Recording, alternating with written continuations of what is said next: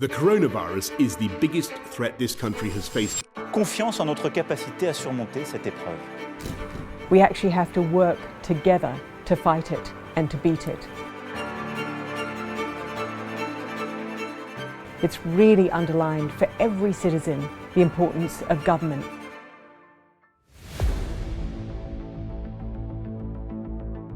Here at the Blavatnik School, our faculty, researchers, all the different research projects of the school pivoted incredibly quickly to work on different aspects of the pandemic. I've been working on the ethics of international vaccine distribution. I've been working with governments to design unemployment benefits and cash grants. I've been providing technical assistance to the government of Ghana to help them understand the reach and impact of their remote learning programs. We are running a set of experiments in order to evaluate how can we improve productivity and well-being of public employees working outside of the office. I've been comparing how police forces in different countries have been enforcing their own COVID lockdowns. My work is largely focused on clarifying to policymakers that we fully understand the consequences of our actions and to avoid possibly even worse outcomes.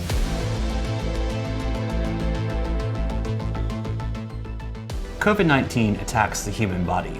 But it's the body politic that has protected us or not over the course of this pandemic. The Oxford COVID-19 Government Response Tracker looks at what governments are doing and not doing and puts it into a comparable format.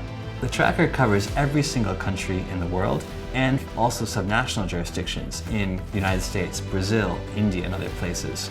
It covers over 20 policy indicators, and it's powered by a team of hundreds of volunteers from all over the world every single week. Oxford University keep track of how tough border restrictions are in every country, ranking countries from 0 to 100 in terms of their level of restrictions.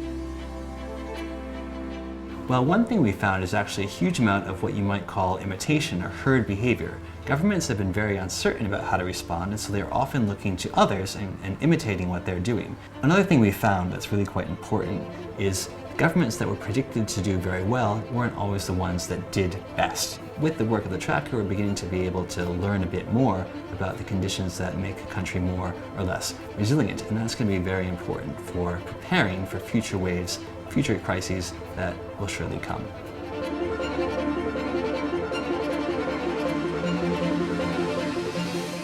Our alumni all over the world have been involved in the pandemic response, helping run Slovakia's testing program, devising and delivering a project to fight misinformation in South Asia, advising the New South Wales Premier in Australia on vaccine testing, working for the World Food Programme in Zambia, providing help for businesses in Colombia, working on contact tracing in Belgium, working with the UN in Bangladesh, and we have a number of medical doctors among our alumni, and they've been on the front line in hospitals.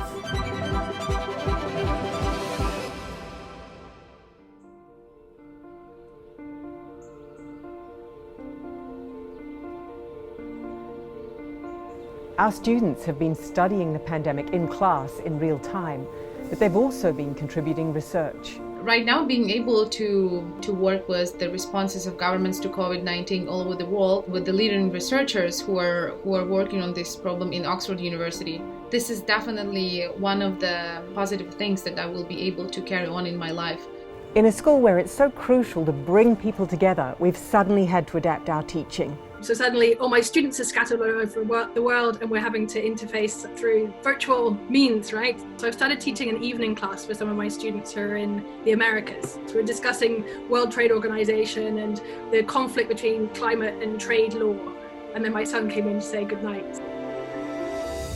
COVID-19 has underscored that regardless of what we think of other people's systems of government, you have to have international cooperation.